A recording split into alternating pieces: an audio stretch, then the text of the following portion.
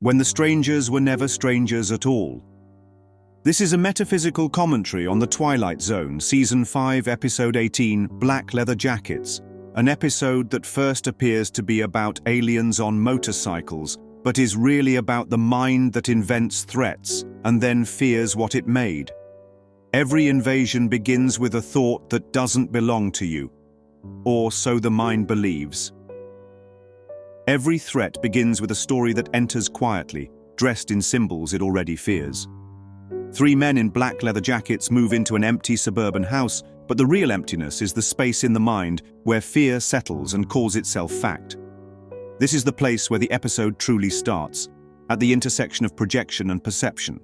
Nothing enters a neighborhood unless the mind first invites the idea of other. So the motorcycles roar, the jackets gleam, the silhouettes darken the doorway, because fear always needs a costume to announce itself.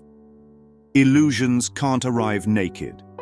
They require noise, armor, contrast, and difference to make their entrance believable. And the empty house is the first sign. Illusions bring no furniture, no roots, no history. They stand on borrowed land. Stu investigates the flickering lights, but the episode reveals something deeper. The ego can scramble meaning so fast that a grievance disappears with a single suggestion. Forget it. And he does. This is how projection rewrites awareness. It erases what doesn't fit the narrative and reinforces what does. The aliens describe humanity as violent, hateful, inferior.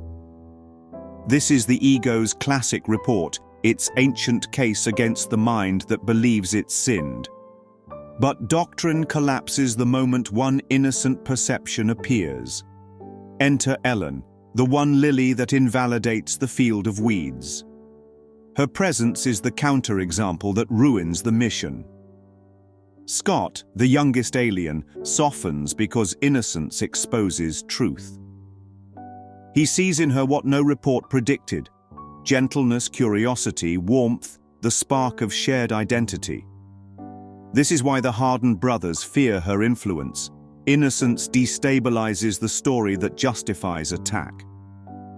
Scott's confession scares her, not because he's wrong, but because truth sounds impossible when fear has become normal.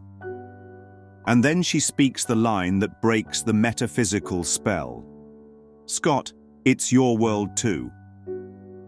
This sentence dissolves separation. There is no alien if there is only one world. No outsider if identity is shared. No invader if the mind is whole. But the ego cannot allow unity.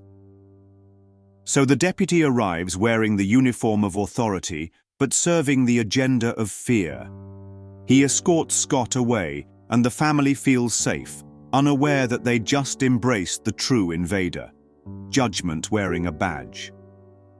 This is the quiet punch of the episode. Fear always looks official, and innocence always looks naive until the moment vision returns. Serling closes with a wink. Of course we know it's merely fiction. He's not talking about aliens. He's talking about the enemies the mind invents and then trembles before. The water supply is the mind. The bacteria are the judgments we swallow without question. And the invasion was never from outer space. It was always from inside the story we believed about ourselves. The plan to poison reservoirs with bacteria is the ego's fantasy of total justification. If a race can be condemned as vicious enough, then extermination feels like justice instead of murder. This is exactly how the ego argues in the mind. They are too far gone, they deserve what comes. But Scott's plea to his leader exposes the crack in that logic. He has seen love with his own eyes. Once love is witnessed, hate can no longer claim to be the whole story. The report says a world of angry, frightened people, yet Ellen stands there, unarmed and undefended, loving a stranger in a black jacket. One honest moment of connection outweighs a library of fearful data.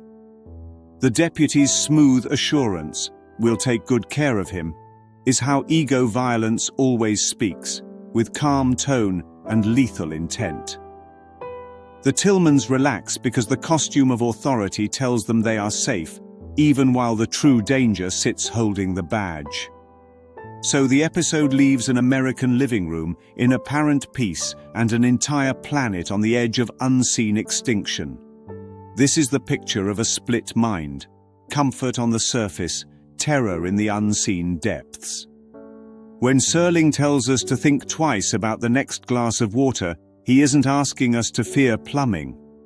He is asking us to notice what thoughts we are drinking all day long. If every news story, grievance and judgment says they are monsters, then we are swallowing bacteria from our own projections. The miracle in this episode is not that the invasion is stopped. It isn't. The miracle is that in the midst of certain doom, one mind remembers love and dares to say, "It's your world too." That line stands outside time. It is spoken for every age, against every doctrine of separation, and in defiance of every story that says some deserve to live and others deserve to die. The episode ends as tragedy in form, but as a teaching it lands as mercy. Because once the idea has entered that no one is truly alien, the mind can never again fully believe in extermination as an answer. That choice echoes